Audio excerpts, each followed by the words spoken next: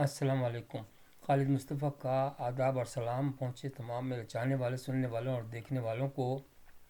दिल खून के आंसू रो रहा है जैसे हालात जा रहे हैं। उस पर मैं सोचा कि ज़रूर एक प्रोग्राम बनाना चाहिए कि हम कहाँ से कहाँ पहुँच गए।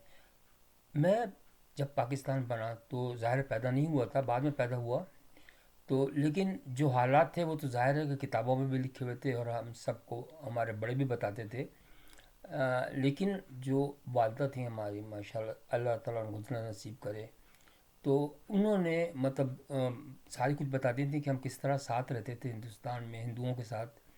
कि मुझे अच्छी तरह याद है कि जब मैं, मेरा ख्याल अंडर 5 ही होऊंगा, जबकि मुझे जहन में है कि वो तिलक भी लगाती थी और माथे उस पर जो संदूर भी लगाती थी।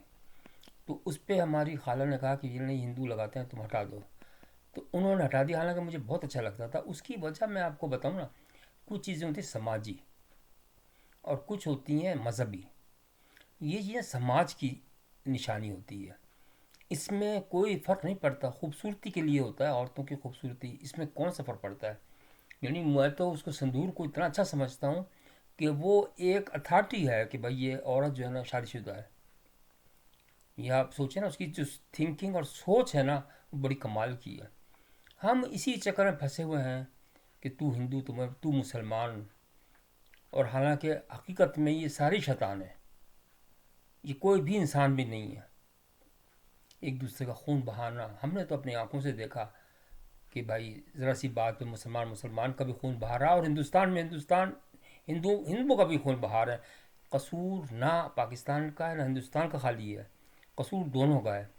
लेकिन मैं ये समझता हूँ कि वो ज़ाहिर है कि जिस तरह हिंदुस्तान तकसीम, मेरा प्यारा हिंदुस्तान तकसीम हुआ, हम तो थे ही नहीं, हमें तो नहीं पता, हम उसकी ज़िम्मेदार भी नहीं है। लेकिन कहने का मकसद ये है, करके देख लिया आपने अलग होकर भी। मगरिब के अंदर, अमेरिका के अंदर हिंदू भी साथ रहते हैं, सिख भी साथ रहते हैं और मुसलमान भी साथ रहते हैं, कोई नहीं झगड़ा करता। क्योंकि सोसाइटी उन्होंने इतनी स्ट्रांग बना रखी है कि वो अपनी कमाई की तरफ ज़्यादातर लोग जो है ना राग़िब होते हैं। ज़िंदगी गुजारना मज़हब के साथ नहीं है, मज़हब एक सेकेंडरी स्टेज है। यानी मुझे इतना अफसोस होता है और मैं इतना चिड़चिड़ा हो गया हूँ कि ये मज़हब के नाम बार बार बार बार, जन्नत मिलेगी दोज़ख मिलेगी, भाई नहीं चाहिए। सच्ची बता रहा हूँ, आपके हाथ से तो नहीं चाहिए। हाँ, अल्लाह की मर्ज़ी होती है, वो अल्लाह जिसको चाहे वो दे देता है। और यकीन मानिए कि मैं तो अब बहुत मतलब अल्लाह का जो तस्वुर है तो बहुत अच्छा है। लेकिन मैं जो बिलीव करता हूँ वो नेचर पे बिलीव करता हूँ। नेचर आप देखें ना कितनी खूबसूरत है। नेचर इसलिए नहीं बनाई हुई है कि आप एक दूसरे का खून बहाएं। नेचर इसलिए बनाई हुई है ताकि आप एक दूसरे की हेल्प करें। ये जो इतने लाखों करोड़ों अरबों आदमी इंसान पैदा किए हैं, ये इसलिए तो पैदा नहीं किए कि वो तमाशा देखे। तो मैं जब देखता हूँ ना कि असल में मज़हब है क्या। मज़हब अमल करने का नाम है। मज़हब सिर्फ ये नहीं कि खून बहाने का नाम नहीं है, ये अमल करने का नाम है। और अमल इसलिए करने का नाम है कि ताकि आप एक अच्छी ज़िंदगी गुजार सकें, अपने बच्चों को अच्छी तरबियत दें, ताकि वो अच्छे शहरी साबित हों, चाहे हिंदुस्तान में रहें पाकिस्तान में रहें, इट डजेंट मैटर। लेकिन यकीन मानिए, हालांकि आप शायद अंदाज़ा नहीं कर सकते होंगे, मैंने तो बड़े करीब से देखा। और अब अल्लाह का शुक्र है कि कुछ यहाँ से भी मैंने तालीम हासिल की, मगरिब से भी। तो मुझे काफ़ी अबूर हो गया जो इंसान का पहचान होता है। बहुत से जो है ना हिंदू भी बहुत अच्छे हैं, बहुत से मुसलमान भी गंदे हैं, बहुत से मुसलमान बहुत अच्छे हैं तो हिंदू भी गंदे हैं। ये चलता रहता है। ये दुनिया, किसी ने सच कहा है कि अगर अल्लाह चाहता तो सारा कुछ सही कर देता। उसने किया क्यों? मज़हब भी एक ही बना देता कि भाई इसी पे अमल करना तुमने। उसने कहा कि अब दिमाग दे दिया कि तुम खुद सोचो कि क्या सही क्या गलत है, बस इतनी सी बात है। अब जो आप सब सही समझते हैं वो आप करें, जो नहीं समझते वो ना करें। अल्लाह के हाथ में है जन्नत और दोज़ख का तसव्वुर। किसी नाहा खून ना करें। अब बात यह है कि जो ये बातें हो रही हैं, यानी बच्चों के हाथ में खिलौना सा आ गया है कि वो, अब मैं सुन रहा हूँ बच्चे कह रहे हैं कि एटम बम कब गिरेगा। यार तुम लोगों को तमीज़ भी नहीं है और तुमको लोगों को पता नहीं। मैं थोड़ा सा बता दूँ कि एटम बम होता क्या है। वो जो छोटा सा बम जो था ना, जिसकी कैपेसिटी बहुत कम थी, जो जापान पे गिरे थे दो, एक हिरोशिमा पे और एक नागासाकी पे, वो तो कुछ भी नहीं थे, बहुत छोटे थे। लेकिन उनकी तबाही आज اب تو وہ ان کے یعنی جو اوپر والی سروس کے جو لوگ تھے بوڑھے، وہ تو مر آ گئے، کیونکہ 45 میں ہوا تھا نا یہ واقعہ، تو اس کے بعد تو سمجھ لو کہ آپ سب مرا گئے، اکا دکا ہوگا کوئی زندہ۔ لیکن جو سنتے ہیں ان کی محفلوں یا ان کی جو خاندان میں جو بچے سنتے ہیں باتیں، وہ کانپ جاتے ہیں۔ عورتوں کے حمل ضائع ہو گئے تھے، اور جو بچے عرصے تک جو پیدا ہوتے رہے وہ اب نارمل پیدا ہوتے رہے، کسی کی ٹانگ نہیں ہے، کسی کا ہاتھ نہیں، کسی کی آنکھ نہیں ہے۔ جناب زمین میں فصل نہیں اگتی تھی، ختم ہو گئی تھی۔ 100 ایئرس تک زمین وہ آپ اگا ہی نہیں سکتے کوئی چیز۔ اور یہ جو اب ہتھیار ہیں، یہ تو بہت طاقتور ہتھیار ہیں۔ میں تو حیران ہوں کہ یو این او کر کیا رہی ہے۔ اگر دنیا کو اسی طریقے سے تباہ کرنا ہے تو کر دو بھائی، سب ایٹم بم جو ہے نا ایک ساتھ ہی چلا دو پوری دنیا میں جتنے بھی ہیں۔ وہ رشیا اس کے یوکرین کے پیچھے پڑا ہوا ہے، اسرائیل غزہ کے پیچھے پڑا ہوا، ابھی انڈیا اور پاکستان کی بھی لڑائی ہو رہی ہے۔ بھائی یا تو آپ ہتھیار سارے ختم کر دیں، جس طرح آپ نے عراق کے کیے تھے نا، امریکہ نے انہی کو ہتھیار دیا اور انہی کے ہتھیار ختم، انہی کے ہاتھوں سے ختم کیے۔ تو بہتر یہ ہے کہ یہ مسلمان ملک بھی، میں یہ نہیں ریسزم نہیں کر رہا، لیکن میں یہ کہہ رہا ہوں کہ امن کے لیے ایک اقوام متحدہ اٹھے اور لوگ اٹھیں، ملک اٹھیں، اور دنیا کا جتنا بھی ایٹمی اسلحہ، مطلب ہے کس لیے خراب، یہ تو مصیبت کرنے کے لیے ہے نا، دنیا کو ضائع کرنے کے لیے ہے۔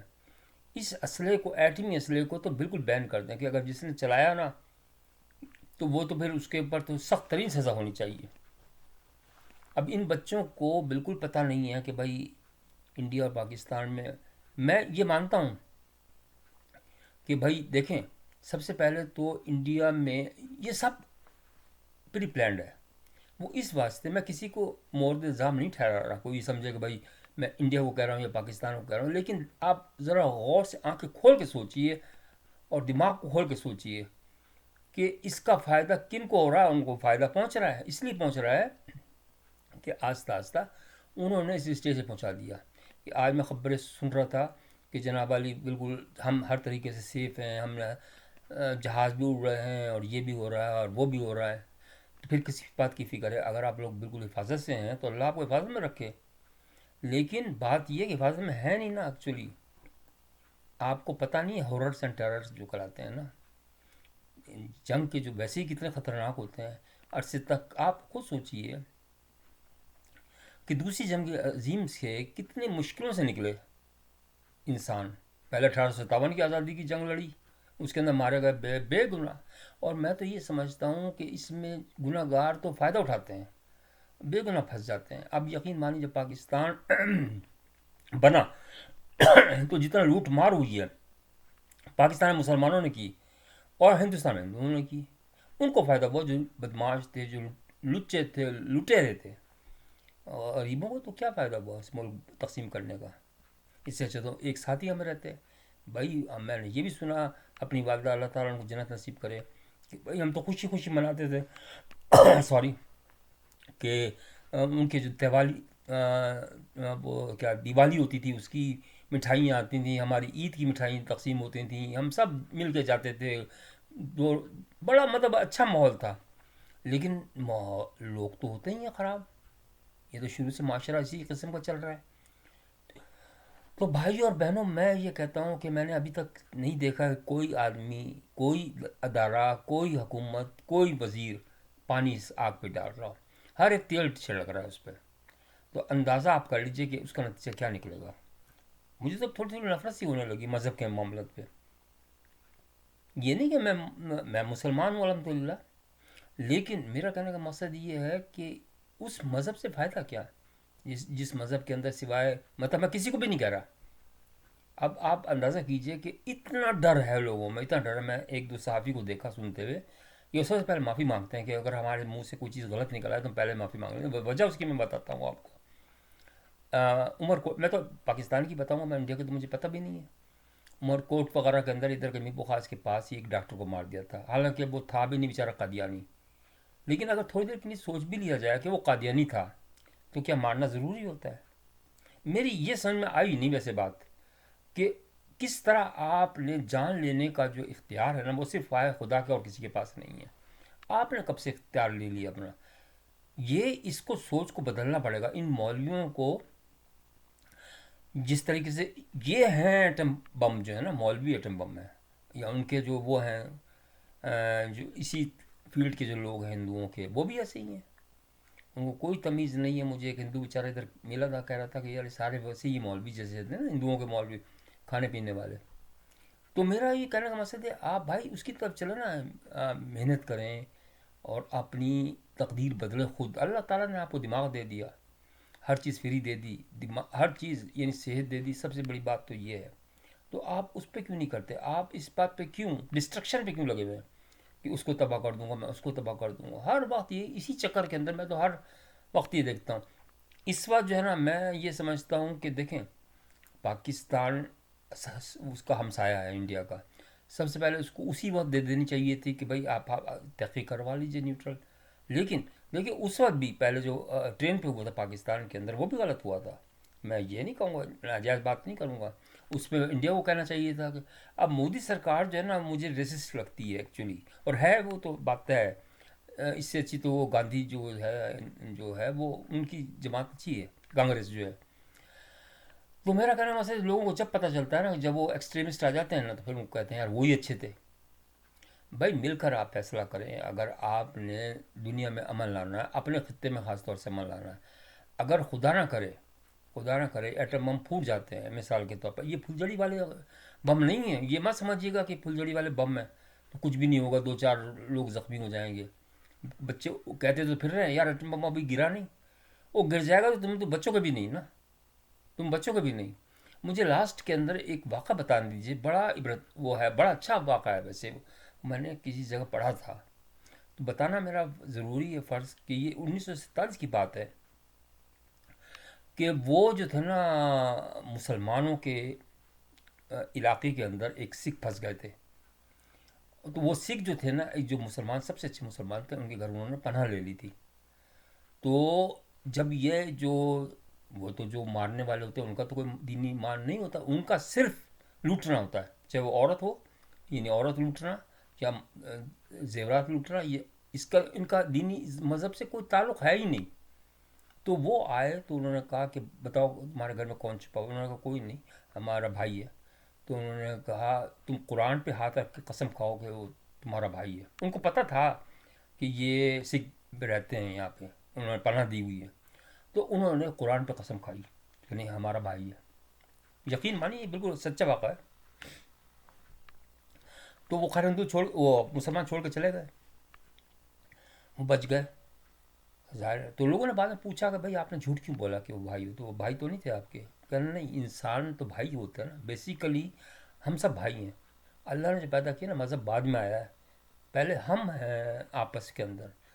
یقین مانیے یہ کوئی بات نہیں ہے کہ میرے سامنے اگر کوئی ہندو بھی کی جان بھی مشکل میں ہوگی تو میں اس کی جان بچاؤں گا، سکھ کی بھی جان بچاؤں گا، مسلمان کی بھی بچاؤں گا، ہر ایک کی جو بھی ہوگا، چاہے وہ اللہ کو مانتا ہو یا نہ مانتا ہو، میں تو جانور کو بھی بچاؤں گا۔ ہمارے ہاں بلی ہے ایک، وہ بالکل ہماری گودوں میں پلتی، ماشاء اللہ اس کی زندگی دے اتنی وہ ہے، تو جانور بھی سمجھتے ہیں، محسوس کرتے ہیں۔ تو بھائیو بہنوں اس کو دشمنیوں کو ختم کر دو۔ یقین مانیے آپ کو پتہ نہیں چل رہا کہ کیا آپ کس طرح کی غلطی کر رہے ہیں، کیونکہ جب نہ خطہ بچے گا نہ انسان بچیں گے تو آپ حکومت کس پہ کریں گے؟ یہ تو سوچیے آپ، میں دونوں کے لیے کہہ رہا ہوں۔ سوچیں سوچیں سوچیں، ورنہ آپ کو ٹائم نہیں ملے گا سوچنے کا۔ شکریہ۔